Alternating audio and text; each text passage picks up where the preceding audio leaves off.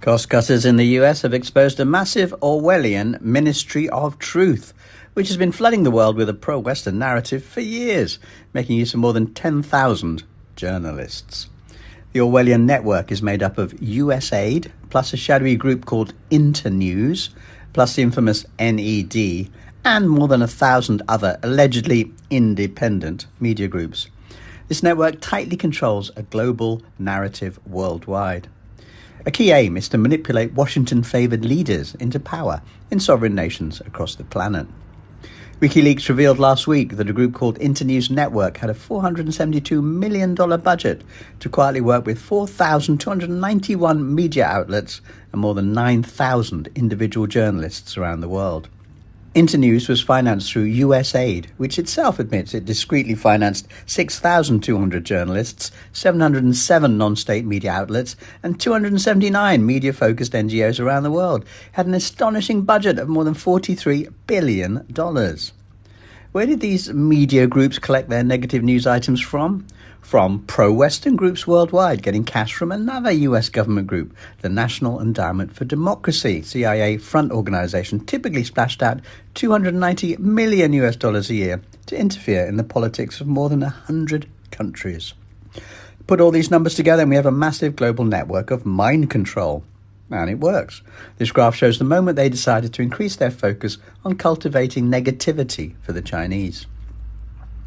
This is a big story, but many people have not heard about it at all. Why? Because the biggest disinformation network of all, the multi-billion-dollar Western mainstream media, is running a news blackout on it. The Western media is instead telling its massive audience that USAID was a charity group, and it is choosing not to report any revelations about Internews and the NED. Yet the truth is nevertheless coming out through genuinely independent voices on X.com, YouTube, TikTok, and other social media. The whole Orwellian system has been shaken up by a confluence of factors.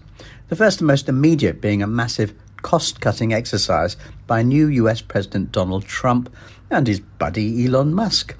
Professional demonizers are having their cash lifelines pulled, and they are outing themselves by their panicked calls for readers' donations. The second factor is the gradual but large-scale loss of faith in old media and the rise of genuinely independent voices. Here are 10 things the mainstream media is hiding, but the world needs to know.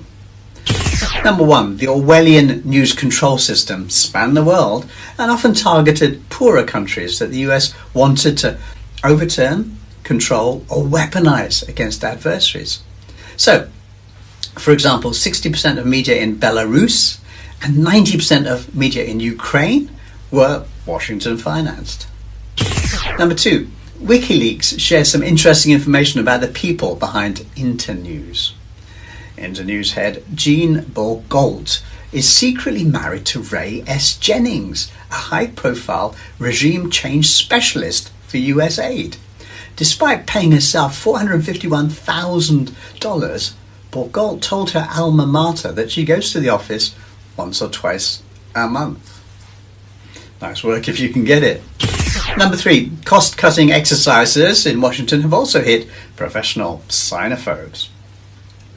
Reuters, The Economist and other media have admitted that the cost cuts have stopped the work they're getting from groups which weaponize human rights to demonize China. Although, of course, the Economist and the other mainstream media don't use those words. Instead, they paint these demonizers as the good guys. Number 4, huge amounts of American taxpayer cash was quietly sent to anti-government media in Cuba, for example.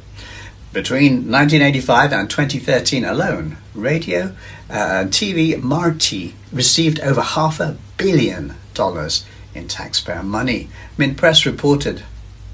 Let me just remind you that US's own records show that US agents tried to murder Cuba's leader multiple times with all sorts of schemes, including the creation of an exploding cigar. Can't make it up.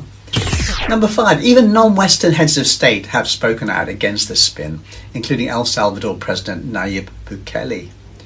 Most governments don't want USAID funds flowing into their countries because they understand where much of that money actually ends up, he wrote on X.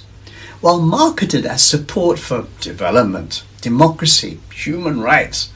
The majority of these funds are funneled into opposition groups, NGOs with political agendas, and destabilising movements, Bukele said, which is pretty much a perfect description of what US cash was doing in Hong Kong for decades. Number 6, these US-sponsored groups often work subtly by fostering dissatisfaction, Chinese academics said.